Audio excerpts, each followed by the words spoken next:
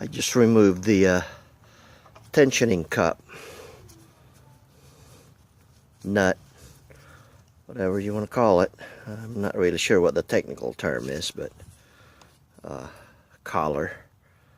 It's just a set screw, spring loaded.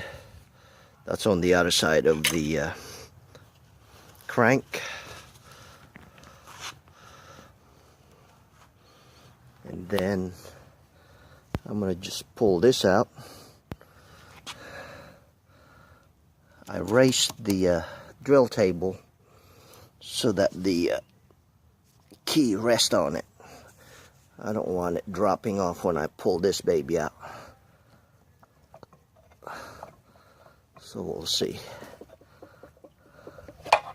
Just wiggling it. There it is. It's still plenty of grease in it. That's why it ran pretty smooth.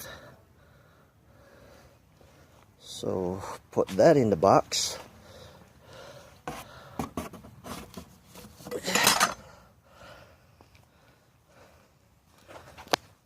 And see if we can remove this next. I think once the shaft drops, this bevel gear should just come off from the top, I think. So we'll see. I think I'm gonna have to drop or put the phone down. I need two hands for now.